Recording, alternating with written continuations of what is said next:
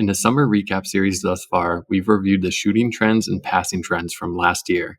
In the final installment, we're covering Deflecting Innovations, which all spawn from the net front congestion we see in our game. Innovation number 1, deflecting outside the frame. In the last several years, defensemen started shooting intentionally wide in order to get it past the first man in a hope for a fortuitous bounce. But last year, the Avs power play took this play a step further, shooting wide with the expectation to have the puck tipped back on net. With Makar as the trigger man and Nichushkin out front, the Avs would attempt this play whenever it was open, and had a ridiculous success rate. But don't think any two players can copy and paste this into their power play. This play was inspired by ingredients that very few teams have. First, you need someone at the point who is accurate and can consistently get the initial lane. Then you need a big body who is also a top 5 forward and is extremely skilled at tipping the puck. Smaller players are less likely to affect the goalie and have less of a reach. See how Choo Choo Train can eclipse the goalie and still reach a puck going wide. Finally, a righty-lefty combo makes it more viable as the shot doesn't need to cross the lane. In other words, it's harder to get blocked and it's easier to redirect.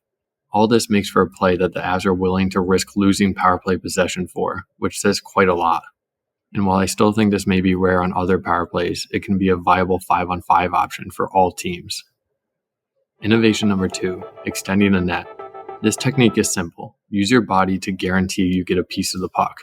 Sometimes it does get redirected off the stick, and other times it's a straight gut shot that drops into the danger area. Either way, the key is presenting the shooter with a big target. Hyman has been at the brunt of this rather odd scoring tactic, but it's not hard to find other players doing some flavor of this. And while Hyman might have taken this in another direction, players like Crosby were doing this on a semi-regular basis. The decision to make as the receiver is knowing if it should be more of a pass or more of a shot.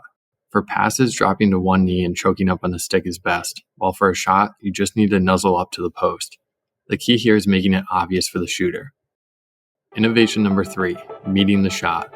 Another way to escape the wrath of the net front dmen is to fade to the point and meet the shot head on. This requires a ridiculous amount of hand-eye coordination, but gives the deflector an unchallenged attempt at the puck.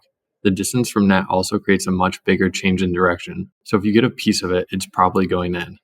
That being said, there's no doubt a play like this could lead to injury. Players looking for a deflection should indicate they want it, and D-men need to know who can pull this off and who cannot. Slowing down the shot isn't an option, so trust and skill are vital. That's it for the video, and that's it for this year's summer recap series. We'd love if you'd share this with a coach or line mate who'd appreciate the content, and comment which innovation you think will blossom into a full-on trend this season. And finally, don't forget, if you're serious about elevating your knowledge of the game, you'll want to subscribe to Along the Ice.